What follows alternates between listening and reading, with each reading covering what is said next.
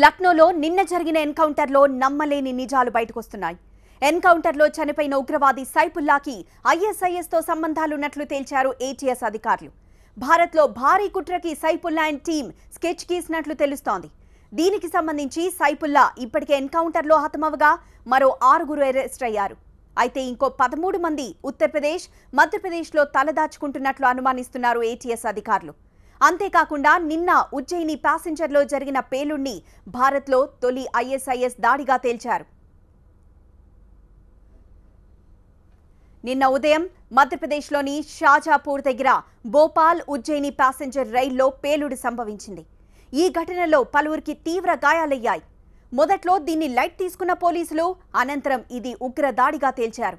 దీంతో అలర్ట్ అయిన anti terrorist squad తీవ్రవాదుల్ని వేటాడే పనిలో పడింది. లక్నోలోని ఠాకూర్గంజ్లో ఉగ్రవాదులు తలదాచుకున్నారన్న సమాచారంతో వేట మొదలుపెట్టారు.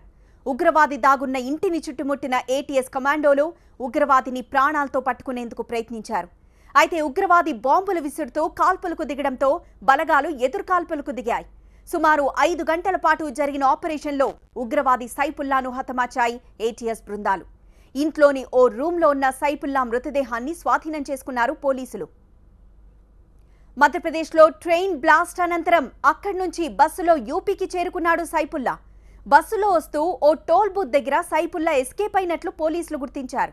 దానికి సంబంధించిన సీసీటీవీ విజువల్స్ ను విడుదల చేశారు. ఉగ్రవాది సైఫుల్లా దాగి ఉన్న ఇంట్లోంచి కీలక సమాచారం సేకరించారు పోలీసులు. ఇందులో పలు మ్యాప్లు గుర్తించారు.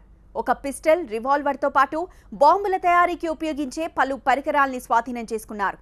సైఫుల్లాని ఎన్కౌంటర్లో హతమార్చిన ఏటీఎస్ అధికారులు అటు కాన్పూర్లో మరో 6 టెర్రరిస్టుల్ని అరెస్ట్ చేశారు. అయితే మరో 13 మంది ఐఎస్ఐఎస్ స్లీపర్ సెల్స్ ఉత్తరప్రదేశ్, మధ్యప్రదేశ్లలో దాక్కున్నట్లుగా గుర్తించిన యాంటీ టెర్రర్ స్క్వాడ్ వారిని పట్టుకునే పనిలో పడింది. ఒక్క నిమిషం ఇలా ఉంచేయండి.